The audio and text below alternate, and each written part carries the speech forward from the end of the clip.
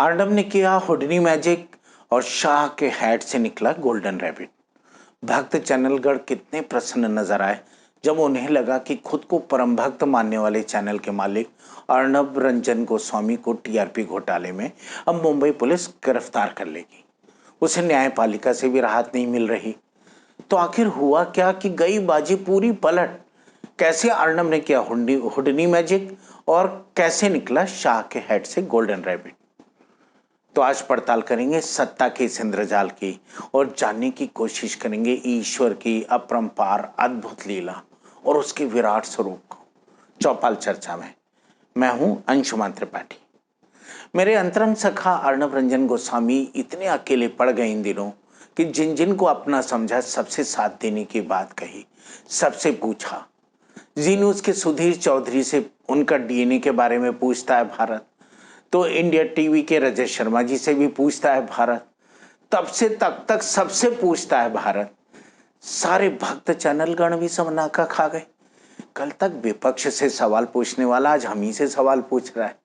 उधर महाराष्ट्र के मंत्री ने और डरा दिया कि टीआरपी स्कैम की जांच इतनी दूर तलक जाएगी, इसकी आंच की अर्नब कर लेंगे खुदकुशी। और इधर महाराष्ट्र पुलिस भी बाज नहीं आ रही थी अपनी हरकतों से। उसने डांस करते हुए रिपोर्टिंग करने वाले प्रदीप भंडारी जी को हिरासत में लेकर नागिन डांस कराना शुरू कर दिया। फिर क्या था, संपादक जी के कलेजे पे सांप लौटना ही था। कहने लगे 5 मिनट देता हूं परमपीर तुमको, 5 मिनट, सिर्फ 5 मिनट। प्रदीप को रिहा करो, दे लाओ मेरे सामने, कहाँ है वो। और प्रदीप जी के स्टाइल तो इतना निराला है कि युवा और नवोदित पत्रकारों को एकदम सुहाने लगा और वो चैनल में भर्ती के लिए बाकायदा प्रैक्टिस में भी जुट गए हैं। खुद देख लीजिए आप। तो ये हालात हैं कि पूछता है भारत, विपक्ष से पूछता है, कांग्रेस से पूछता है भारत, उद्धव ठाकरे से पूछता है भारत, महाराष्ट्र पुलिस से, परमवीर से और उन सभी से जो भक्ति मार्ग में विश्वास नहीं करते। लेकिन अमित शाह से नहीं पूछता है भारत, मोदी से नहीं पूछता है भारत, बीजेपी से नहीं पूछता है, बल्कि इनकी तरफ से बताता है भारत। दरअसल मोदी नाम केवलम के पाठ से जब परम भक्त चैनल नंबर 1 हो गया तो टीआरपी को लेकर भक्त चैनल आपस में ही लड़ बैठे। सबको मेरा बहुत बहुत धन्यवाद। रिपब्लिक भारत को पूरे भारत के नंबर 1 चैनल बनाने के लिए पैसे देकर टीआरपी जुटाने और देश की जनता को धोखा देने के रैकेट। खबरों का फर्जीवाड़ा करते करते देखिए आज दिन कैसा आ गया जब खुद ही खबर बन गए कि रिपब्लिक टेलीविजन और अर्नब गोस्वामी लोगों को पैसे दे रहे थे, रिपब्लिक भारत के लोगों के साथ चीटिंग कर रहा था। मैं मुंबई का दादा हूं, मैं जो मन में आए करूंगा। सबका दावा था कि हम ही असली चैनल है, बाकी सब फर्जी। लेकिन परम भक्त चैनल का तपोबल इतना बड़ा हुआ था कि तीनों लोगों में उसका बोलबाला था, हिंदी में, अंग्रेजी में और पीएमओ में। ऐसे में तो सर्वश्रेष्ठ भक्त चैनलगण नाराज हो गए कि परम भक्त चैनल और सर्वश्रेष्ठ भक्त चैनल में ठन गई। टीआरपी बढ़वाने की बात जब बात सामने आई पैसे देकर, तब परम भक्त चैनल के नाम से एफआईआर दर्ज हो गई। लेकिन उसकी भक्ति में इतना असर था कि सर्वश्रेष्ठ चैनल का नाम भी एफआईआर में दर्ज हो गया। दोनों अपने अपने प्राइम टाइम पर एक दूसरे को दोषी ठहराने पे जुट गए। तुम दोषी हो। किस हालात किस तरीके के हो गए।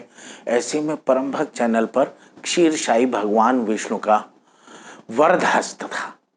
वो लोक कल्याण मार्ग स्थित अपने बैकुंठ धाम में कोरोना काल में पिछले 8 महीने से मुंह पर अंगोछा लपेटे हुए बैठे हैं। तीनों लोगों की यात्रा करने के लिए 8,500 करोड़ का विमान भी मंगवाए हैं, लेकिन कमबख्त कोरोना है कि जाने का नाम ही नहीं ले रहा। निकले तो कैसे निकले बाहर। बिहार चुनाव में भी प्रचार करने में निकलने में डर लग रहा है। ऐसे में बस महीने में एक बार धर्मोपदेश देते हैं, नैतिकता का उपदेश देते हैं और टीवी दर्शन देने निकलते हैं। लेकिन क्या करें, ससुरी विपक्षी जनता भी बोलते ही डिसलाइक करना शुरू कर दी आजकल। मगर भगवान तो भगवान, उनके ऊपर लाइक डिसलाइक से बहुत फर्क नहीं पड़ता, लेकिन हमको पड़ता है सर। हमारे यूट्यूब चैनल को लाइक करें, सब्सक्राइब करें और शेयर करें। तो हम भक्तों की बात कर रहे थे, भक्त चैनलों की बात कर रहे थे। उधर अदालत में भी परम भक्त चैनल की दलीलें कमजोर पड़ने लगी। सुप्रीम कोर्ट ने हाई कोर्ट भेजा, हाई कोर्ट ने पूछ लिया #अरेस्ट रिया का इन्वेस्टिगेटिव जर्नलिज्म से क्या रिश्ता है। बॉम्बे हाई कोर्ट ने भी ये पूछ लिया कि अगर आप ही जज हैं, आप ही इन्वेस्टिगेटर हैं और आप ही प्रोसिक्यूटर, तो हम सब यहाँ कर क्या रहे हैं। समझदार को इशारा काफी था। हालांकि मुंबई पुलिस को अदालत ने हिदायत दी थी कि अर्नब को सीधे गिरफ्तार मत कीजिएगा, सम्मान कीजिएगा इज्जत से। भक्त चैनल तो सोचने में खुशी से सिरहन से भर गए थे कि परम भक्त गिरफ्तार हो जाए, लेकिन ऐसा नहीं हुआ। परम भक्त को मालूम था कि भगवान विष्णु अपने भक्तों को अकेला नहीं छोड़ते। उसने गजेंद्र मोक्ष का पाठ शुरू कर दिया। कातर होकर पुकार लगाई, हा दामोदर, हा दामोदर। ये सुनते ही हे नाथ नारायण वासुदेव, तो भगवान विष्णु वर्चुअली उनके पास पहुंच गए। अपना सुदर्शन चक्र से उनकी सारी कानूनी बेड़ियां खोल दी। यहाँ भाई मगरमच्छ का रोल महाराज सरकार ने किया है, क्योंकि ओरिजिनल जो स्टोरी है, मतलब जो कथा है, उसमें एक मगरमच्छ भक्त हाथी का पैर पकड़कर पानी में खींचता है, तो भक्त की प्रार्थना सुन भगवान प्रकट हो जाते हैं। इसका आधुनिक शुकदेव जी ने कुछ इस तरह से बखान किया, जैसे कि ब्रह्मादि देवगण श्री हरि की प्रशंसा करते हुए उनके ऊपर स्वर्गिक सुमनों की वृष्टि करने लगे। सिद्ध और ऋषि महर्षि परम ब्रह्म भगवान विष्णु का गुणगान करने लगे। तो दूसरी तरफ शाह साहब ने अपना हैट उतारा तो उसमें से गोल्डन रैबिट निकला। इस रैबिट कम्युनिकेशन के नाम से देवलोक तो एक ही है धरती पे, उत्तर प्रदेश, वहां पर एफआईआर दर्ज कराई गई और उसके आधार पर मामले की जांच सीबीआई को सौंप दी गई। इस तरह गहरे पानी में डूबे, लोहे के संदूक में बंद और बेड़ियों में बंधे अर्नब को मुक्त कराने में नरों में इंद्र यानी भाई नरेंद्र बाहर ले आए उन्हें आखिर, और अर्नब मुंबई पुलिस की पहुंच से बाहर निकल गए। जिसका कोई नहीं उसका तो खुदा है यारो, ये मैं नहीं कहता, पुराणों में लिखा है यारो। क्योंकि अब किताबों में नहीं, अब सारी चीजें आपको पुराणों में देखनी होगी। यानी स्टोरी का मॉरल भी यही कहता है। क्या कहता है? कि तर्क से बड़ी भक्ति है और भक्ति से बढ़कर कुछ भी नहीं। इसलिए इन दिनों तर्क मत करिए, गजेंद्र मोक्ष का पाठ करिए। गजेंद्र मोक्ष का पाठ करेंगे, आप सुरक्षित रहेंगे। सवाल यहाँ चैनलों की लड़ाई से अलग है। ये तो इनके मुनाफे की लड़ाई है। इसका कोरोना से जूझ रही जनता से कोई लेना देना नहीं, महंगाई की मार झेल रहे मध्यम निम्न वर्ग से भी कोई लेना देना नहीं। सवाल यहाँ पर एक और है। सवाल है यहाँ एफआईआर का। हाथरस में सामूहिक बलात्कार से बड़ी वारदात क्या हो जाती है कि वारदात के खिलाफ समर्थन जुटाने की साजिश मान लिया जाता है। समर्थन जुटाने के प्रयासों को साजिश मान लिया जाता है और इस अंतरराष्ट्रीय साजिश के लिए 100 करोड़ रुपए जुटाने का आरोप लगता है। ये नैरेटिव चलाया जाता है। हालांकि नैरेटिव बाद में फुस हो जाता है जब एनफोर्समेंट डायरेक्टरेट यानी प्रवर्तन निदेशालय खुद इस बात से इनकार कर देता है। लेकिन फिर भी चूंकि एक चुनावी मसला है तो मना करता है, फिर हाँ करता है, फिर पूछताछ करता है, फिर पीएफआई को बीच में ले आता है। उसकी भी जानकारी मालूम है कहाँ से मिली थी? मथुरा पुलिस को मिडिया से मिली थी।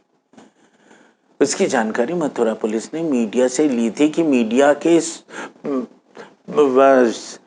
मीडिया के सोर्सेस के हिसाब से ऐसा प्रतीत होता है कि ये लोग दंगा भड़काने, जाति हिंसा भड़काने के लिए भड़काऊ साजिश लेकर के, साजिश के साथ भड़काऊ साहित्य लेकर के यहाँ पर मथुरा से चले आ रहे थे। इसी तरह की एफआईआर गोल्डन रैबिट कम्युनिकेशन की तरफ से दर्ज होती है, जिसका मामले से बताया जाता है कि कोई सीधा लेन देन भी नहीं है, लेकिन चंद घंटों में इसके आधार पर केंद्र सरकार मामला सीबीआई को दे देती है।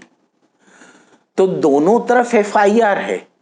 मुझे की बात है, यानी यहां पर एफआईआर से मामला रफा दफा हो जाता है और वहां इधर बल्कि देखा जाए तो अर्नब गोस्वामी मुंबई पुलिस की पूछताछ हिरासत से बच गए। अब मामला सीबीआई जांच करेगी। सीबीआई तो भगवान विष्णु की है और हमारे गृह मंत्री जी के है। वहीं हाथरस में मीडिया रिपोर्ट्स के आधार पर जो तैयार की गई एफआईआर है वो 400 अज्ञात लोगों के खिलाफ 19 एफआईआर में तब्दील हो जाती और ये मुसलमानों के खिलाफ चुनावी एजेंडे की तरह प्रचारित होती। एक FIR तलाश करती है अपराधियों की तो एक FIR बचाती है। इस FIR से जाने कितने लोग यूपीए के तहत बरसों तक जेल की सलाखों के पीछे ठूस कर रखे जाएंगे। इधर क्या हालात है देख लीजिए। सुशांत मामले की रिपोर्टिंग को लेकर सरकार अर्णब गोस्वामी के पक्ष में अदालत में खड़ी होती है और प्रेस की स्वतंत्रता बाधित करने के लिए महाराष्ट्र सरकार पर आंसू बहाती है, जबकि उत्तर प्रदेश में न जाने कितने पत्रकार जेल और हवालात की हवा खा रहे हैं। यानी उसी से ठंडा भी हो रहा है, उसी से गर्म भी हो रहा है। इसे कहते हैं ईश्वर। ईश्वर यानी कर तुम अकर तुम अन्यथा कर तुम, यानी वो कुछ भी कर सकता है, मानी कि उसे सही गलत की सीमा में बांधना मुश्किल है। इसको सियासी भाषा में कहेंगे तो मोदी है तो मुमकिन है। तो श्रीमन नारायण कथा का अंत कुछ इस प्रकार से होता है कि गंधर्व, सिद्ध और देवगण उनकी लीला का गान करने लगे। गजेंद्र की स्तुति से प्रसन्न होकर भगवान विष्णु ने सबके समक्ष यानी सारे चैनलों के समक्ष कहा, प्यारे गजेंद्र, जो लोग ब्राह्म मुहूर्त में उठकर तुम्हारी तैयार की हुई स्तुति से मेरा स्तवन करेंगे, मैं उन्हें मृत्यु के समय भी निर्मल बुद्धि का दान करूंगा। और अब क्या हालात हैं? भगवान विष्णु पार्षद रूपी गजेंद्र को साथ लिया और गरुड़ारूढ़ होकर अपने दिव्य धाम को चले गए। वो अर्णब भगवानमय हो गए, वैकुंठमय हो गए। और इधर सारे भक्त चैनल परम भक्त की गाई स्तुति को कब मिलकर सस्वर पाठ कर रहे हैं और बिहार चुनाव में हिंदुत्व की रक्षा में जुट गए। जय श्री राम।